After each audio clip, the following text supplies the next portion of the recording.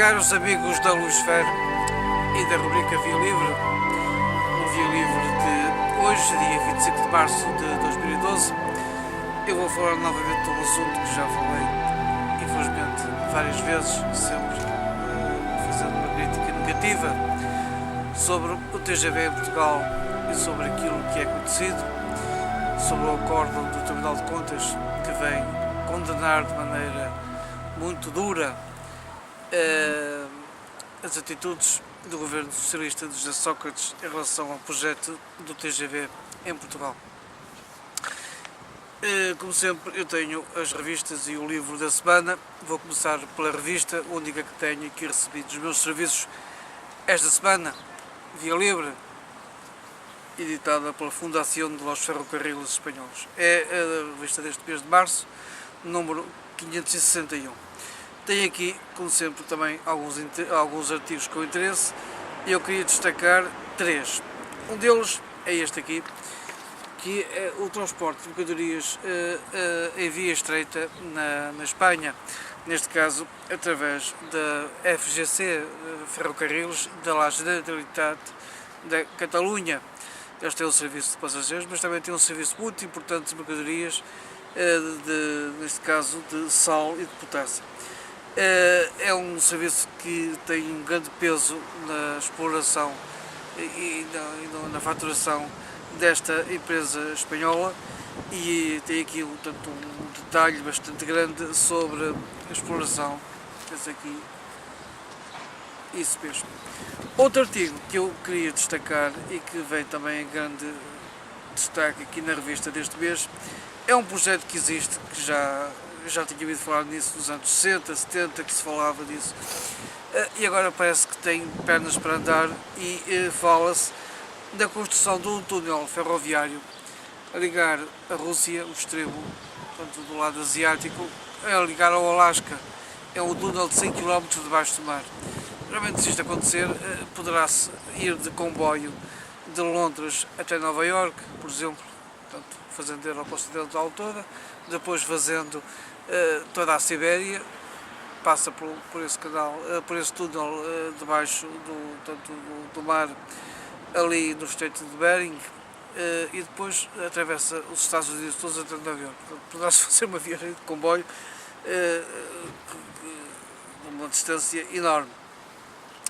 E para terminar, a revista traz aqui outro artigo também interessante, que é um dossiê deste mês da revista, sobre o material, aquilo que eu, no material circulante ferroviário, chamo de outro material ferroviário, que não são locomotivas, nem são vagões, nem são carruagens, nem são automotores, mas sim todo o material que está afeto à renovação e conservação da via. Portanto, tenho aqui um dossiê sobre isso, sobre a homologação das máquinas de construção de via.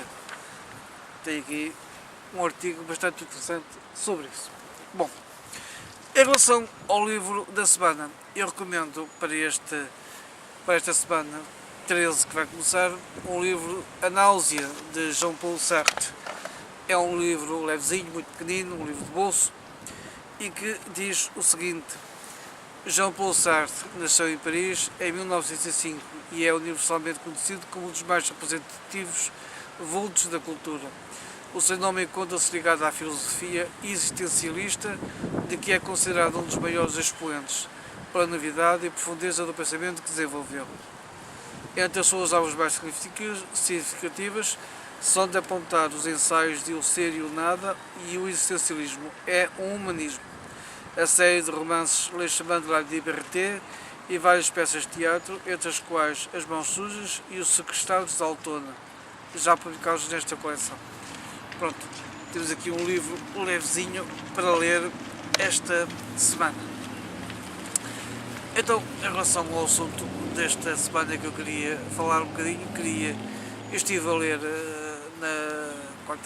na quinta-feira, aliás, estive a ler o acórdão que o Tribunal de Contas acabou de publicar sobre os contratos que o governo de Sócrates fez com o consórcio Elos, liderado pela Soares da Costa e pela Brisa, para a construção do troço Poceirão-Caio. estive a ler o documento com interesse e com muito pormenor, e tem lá algumas coisas que são realmente inacreditáveis, como é que o Engenheiro Sócrates e o seu governo e os ministros Mairolino e o António Mendonça, que foi um desastre total a nível ferroviário. Nisto tenho que dizer, as pessoas esquecem-se disso, mas eu não me esqueço porque falei sempre, não estou a falar agora depois das coisas acontecerem. Antes disto acontecer, eu já tinha feito a crítica, já tinha dito aquilo que já disse muitas vezes. O projeto TGV em Portugal podia ser um projeto excepcional, muito bem conseguido. Se fosse feito, nós tínhamos o dinheiro para o fazer na altura, mesmo com os fundos europeus destinados ao projeto, que são bastante apreciados. Portanto, são uma parcela bastante considerável do investimento financeiro que nos era dado pela União Europeia, como foi dado a outros países, mas não é agora, desde há 3 anos para cá, ou há 4, ou há 5, não. Eu já há muitos anos que falo nisto, há 10, 12, agora como o tempo vai passando, os anos vão passando, eu posso dizer 10, 12, 13, 14 anos que já nós podíamos ter feito. E, como se costuma dizer, através desse estudo que eu fiz, se todos os anos, através do Orçamento Geral do Estado, fosse programada devida verba para se poder fazer a construção, nós hoje, em 2012, como estamos, já tínhamos a nossa rede feita, porque não é uma rede como a dos espanhóis. Os espanhóis tomaram uma atitude ousada, realmente é extraordinário aquilo que eles estão a fazer, sobre a rede convencional que existe em Espanha, de se construir uma nova rede ferroviária com uma bitola diferente, neste caso a bitola UIC, 1405 km, sobre toda a Espanha, servindo todas as capitais da província de Espanha.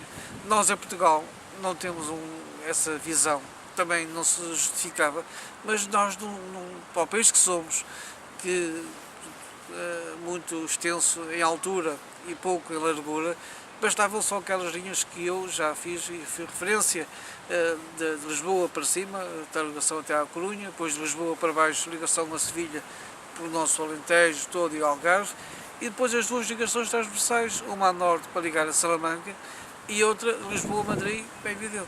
Portanto, são essas 4 ligações. E em Lisboa, a ligação ao aeroporto, portanto, ir a Lisboa à Estação do Oriente e também ir ao aeroporto através de um desvio, que isso está no projeto que fiz.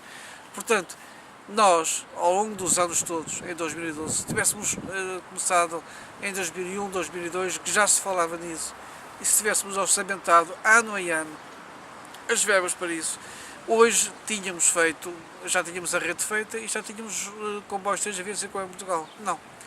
Começámos com muitos disparates, feitos por homens formados pelo Instituto Superior Técnico, pessoas muito qualificadas, mas que na prática mostraram-se altamente incompetentes no projeto TGV em Portugal. E isso para mim é muito negativo e eu tenho que sublinhar isso bem.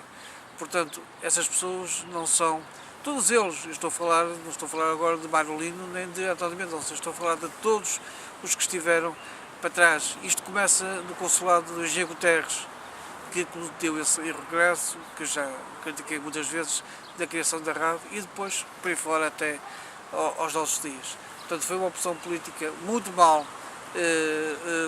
encaminhada pelos governos socialistas.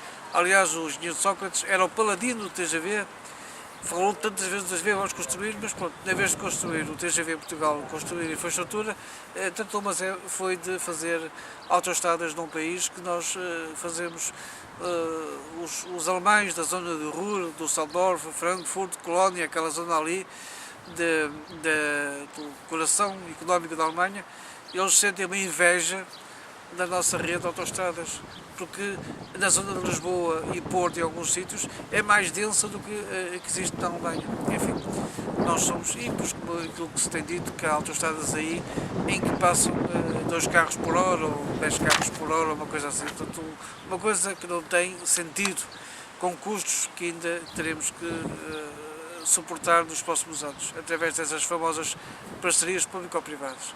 Portanto, o socialista que está à frente do Tribunal de Contas teve o cuidado de ser honesto nesse trabalho que o seu Tribunal de Contas editou, em que condena frontalmente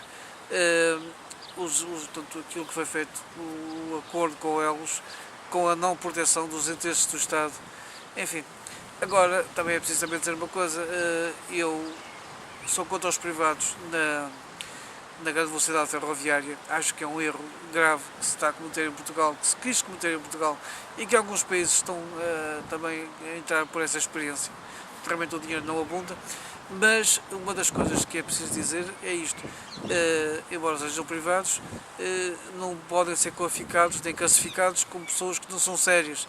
Claro que se aproveitam da fraqueza do Estado em negociar para ter uma maior vantagem naquilo que negociam e naquilo que assinam. Mas isto dá uma imagem terrível do nosso Estado, ou seja, faz aquele acordo com o consórcio Belos, ganha o projeto, começa a construir, começa a projetar, começa a fazer o trabalho deles e agora o Estado português diz que aquilo já não vale e tudo isso. Portanto, realmente isto não é, como diz Medida Carreira, isto não é um país, isto é uma anedota, Bom, meus amigos, o acordo constitucional tem muitos pormenores técnicos que não interessa agora estar aqui a desenvolver, mas a súmula de tudo isso resume-se nisto.